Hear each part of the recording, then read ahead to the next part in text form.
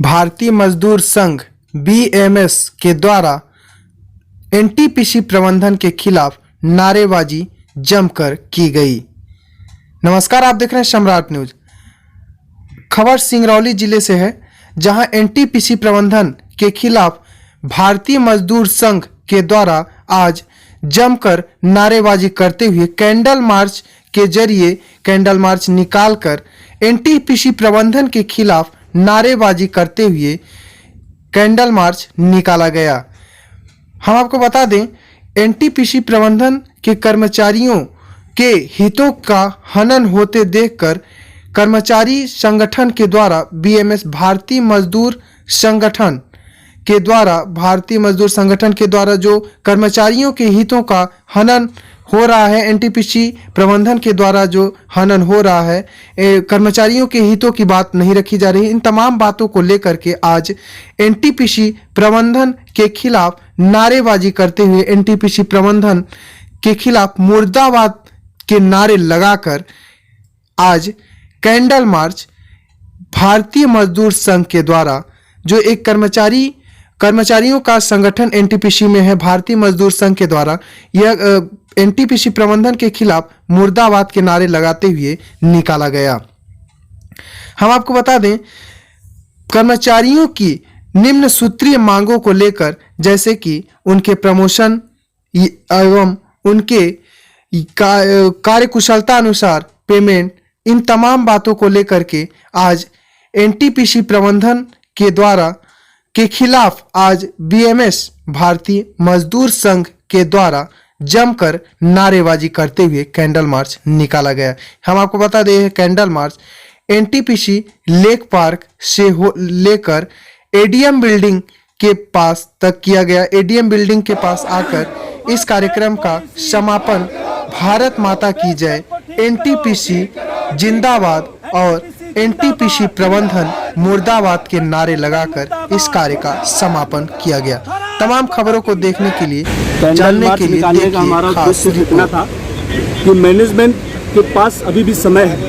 ये हमारा candle march एकदम शांतिपूर्ण है और अभी तक हमने अपने कार्य का 100% कंपनी को दिया है। तो हमारे हिस्सा जो आ रहा है वो हमको वापस दिया जाए, जो हमारे साथ छीना गया वो हमको वापस किया जाए। Example pay scale, promotion policy, PRP, PRMS में आप देखिए सबसे 1 लाख रुपए का वसूली की जाती है, लेकिन सुविधा सबकी अलग है। तो हमारी बहुत जायज़ मांगे हैं, ये 13 सूत्री मांगे हैं हमारी, जो हमने पहले ही 17 तारीख ज्ञापन दे रखी है। तो एक बात भी अगर मैनेजमेंट ने हमारी बात नहीं सुनी, अनसुना किया, विचार नहीं किया, तो ये आंदोलन अभी और तेज होगा।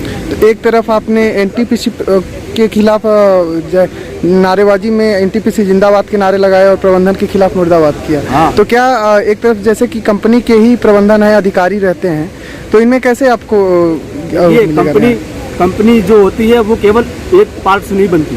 कंपनी बनती है कर्मचारियों से, प्रबंधन से, मजदूरों से, जमीन से, आसपास के विस्थापितों से और आसपास की जनता से।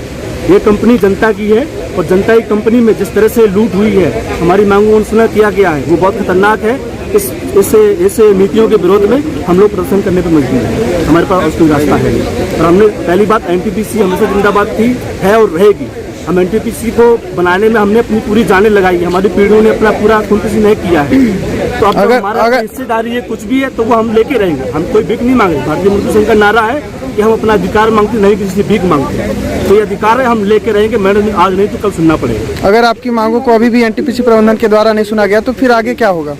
अगर अभी भी समय, अगर मैनेजमेंट ने हमारी बात नहीं मानी तो इस आंदोलन में और तेजी आएगी और इस आंदोलन में तीव्रता और तेज बढ़ेगी, जिसमें जो भी नुकसान कंपनी का होगा, कंपनी की छवि का, कंपनी का कुछ भी होगा, उसकी पूरी जिम्मेदारी एनटीपीसी प्रबंधन की ही होगी।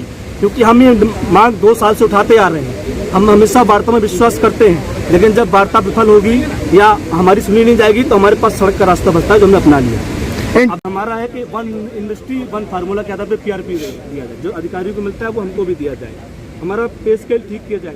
डीटी और एटी 2018 बैच के जो कर्मचारी हैं, जो 3 साल से दंश को झेल रहे हैं, सबसे पहले उनकी वेतन विसंगति को दूर किया जाए।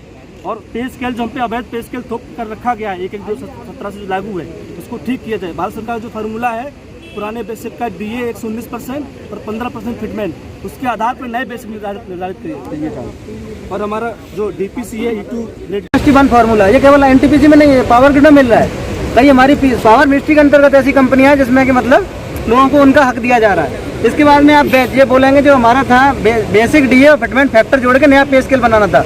NTPC से बहुत कम नॉमिनल प्रॉफिट कमाने वाली कंपनियों में हमसे बढ़िया सैलरी दी जा रही है। वो टैलेंट को आकर्षित कर रहे हैं और हमारे यहाँ से लोग रिजाइन करके जा रहे हैं। हमारे नए बैच में से भी कई लोग रिजाइन करके जा चुके हैं। 1-1 लाख रुपए यहाँ पे हर्जाना भर के गए बेचारे लोग। इसके बाद में आपका जो हमारा है अवैध पे इसके लिए तो ये हो ही गया।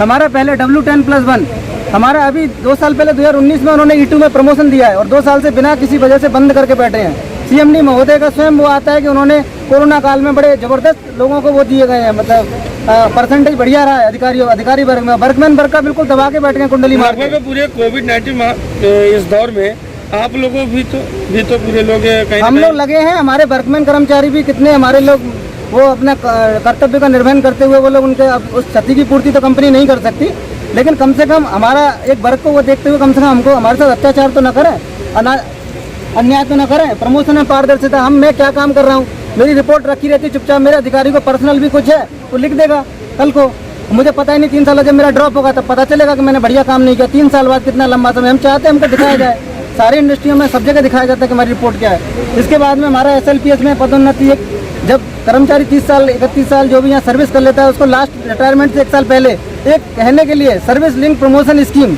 उसका प्रमोशन दिया जाता है, उसका अधिकारी लिख दिया जाता है, उसका नाम क्या है, उसको इंक्रीमेंट नहीं दिया जाता है।